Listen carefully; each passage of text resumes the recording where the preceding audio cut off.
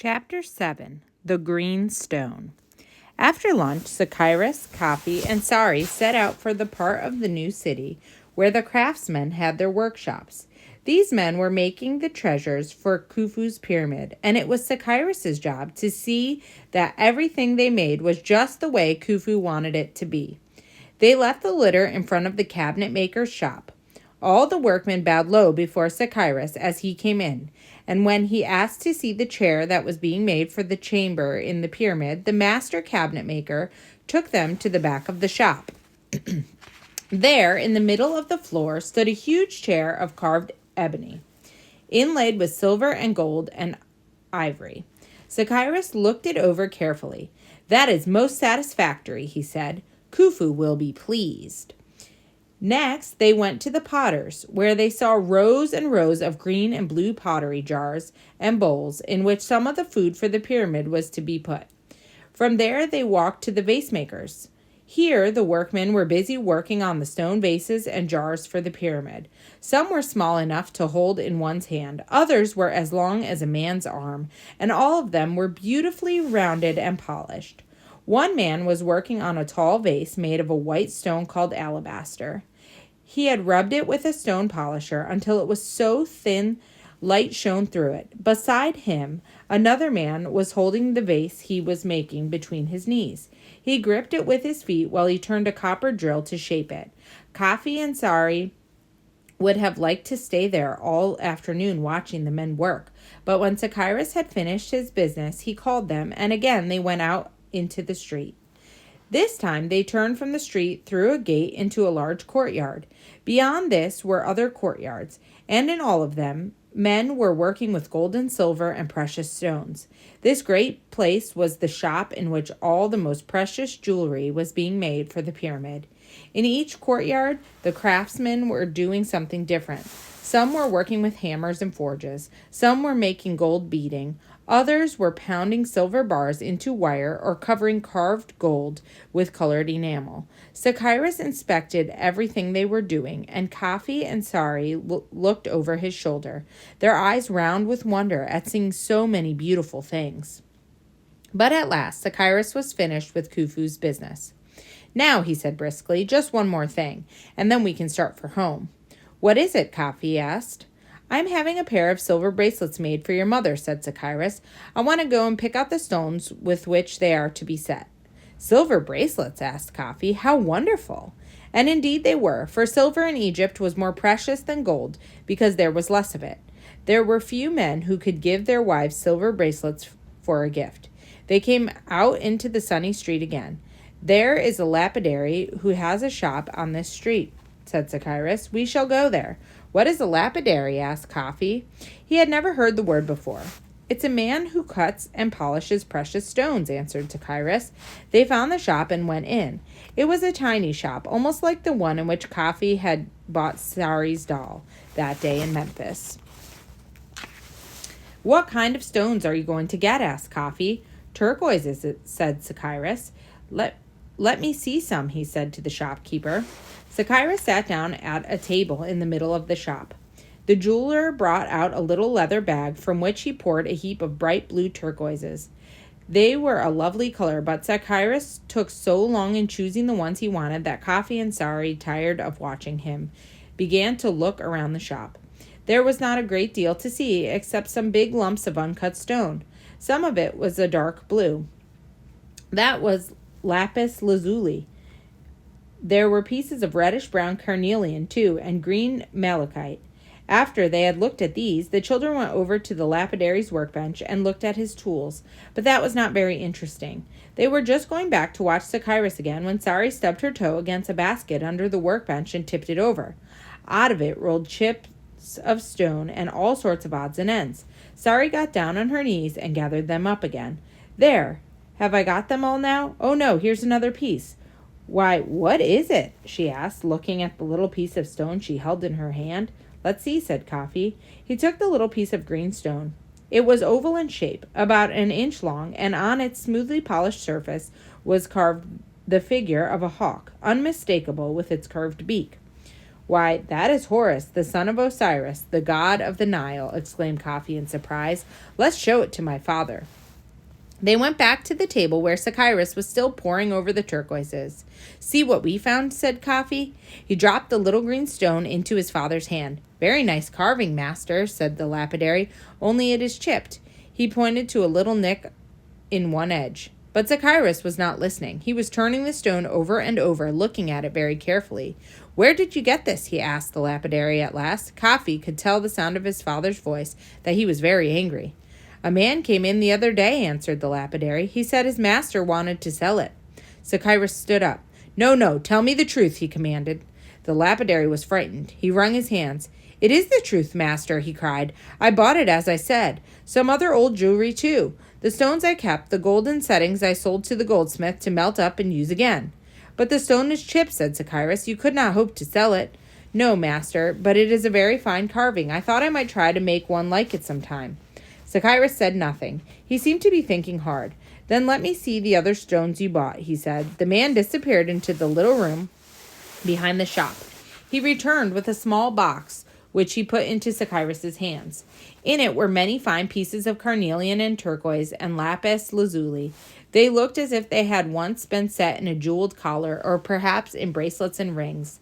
"You have already sold the settings to the goldsmiths?" asked Sacyrus sharply. "Yes, master, last week." "Then there is no use in looking for them," said Sacyrus.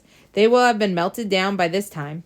Would you know the man who sold you the jewels if you should see him again?" he added. The lapidary was not sure. "He was only a slave," he explained, "or perhaps an overseer, but his master must have been a noble like yourself, master, to own such jewels." "That is it exactly," said Sacyrus. "I do not believe he owned them, whoever he was." The lapidary went pale. "You mean, master—" "I mean," said Sacyrus clearly, "that I think these jewels, or at least this stone, have been stolen from the pyramid of Sneferu, the father of Khufu." The poor lapidary sank on his knees. He was trembling. "Mercy, oh mercy, master," he wailed. "I did not know it, I swear." Coffee and Sari were nearly bursting with excitement. "How do you know, father? Tell us," begged Coffee. But Sacyrus did not answer his question. Instead, he said to the lapidary, "I think you have told me the truth.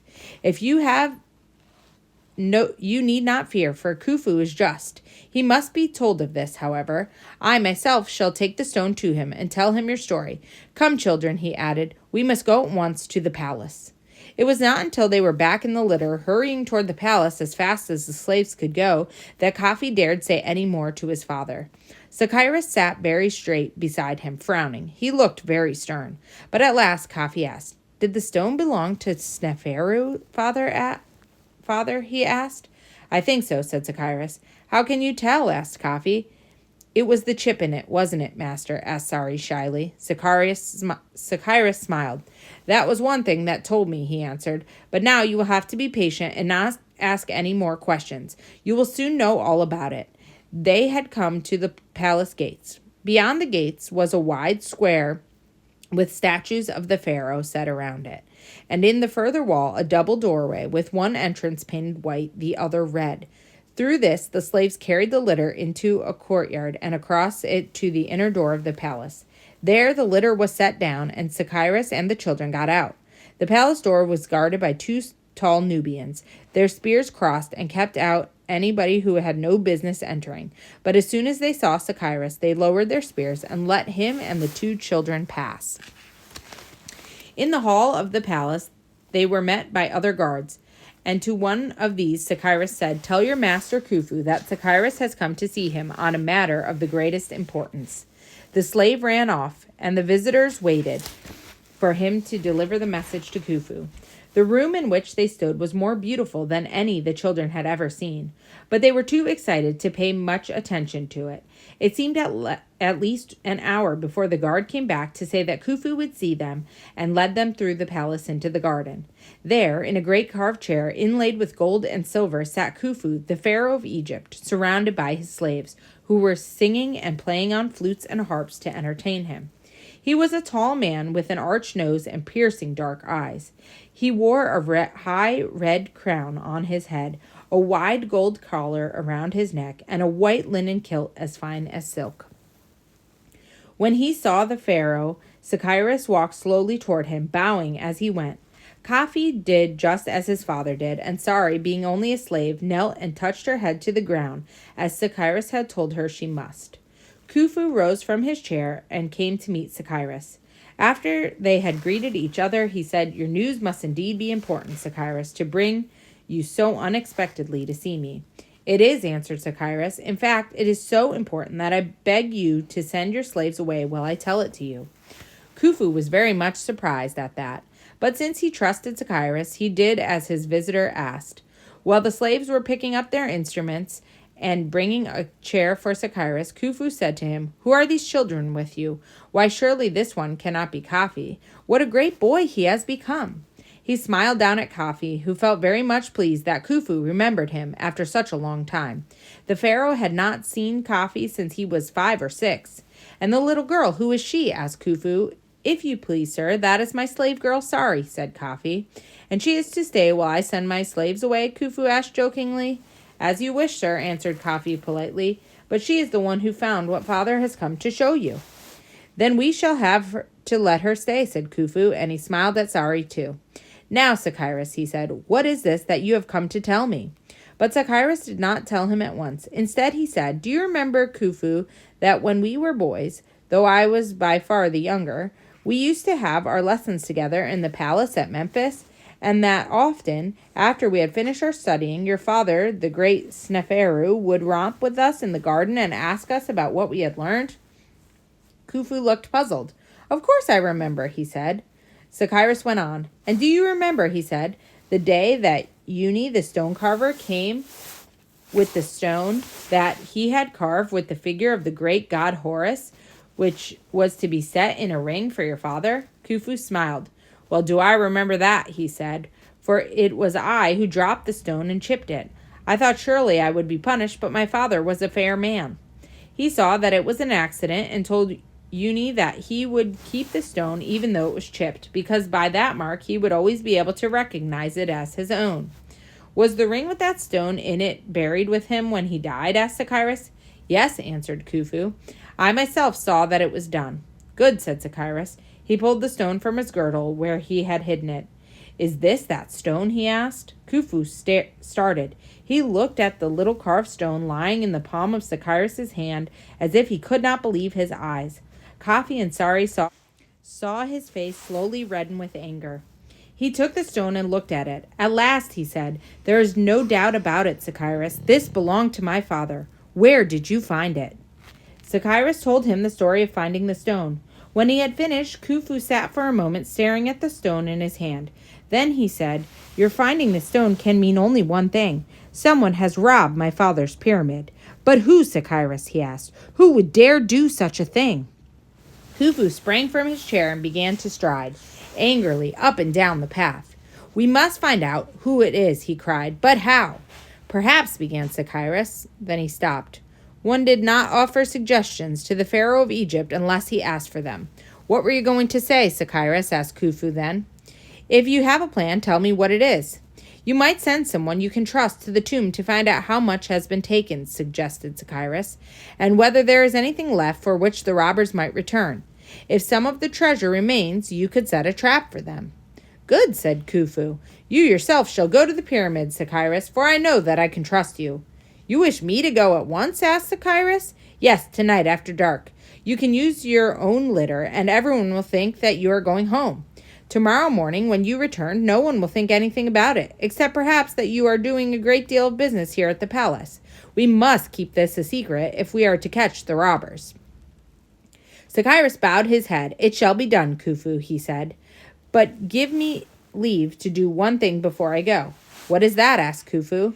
"To send my slave Num home with these 2 children." "Send them home?" asked Khufu. "For what reason?" "Send a message to Nasha telling her that you are all staying here for the night. It is time Kafi came to know my sons. They will have need of him when he grows up, as I have need of you. Better that they should learn to be friends now than wait till later." So it was arranged, and while Cyrus sent Num home with the message for Nasha, Kafi and Sari were led off to meet the Pharaoh's children.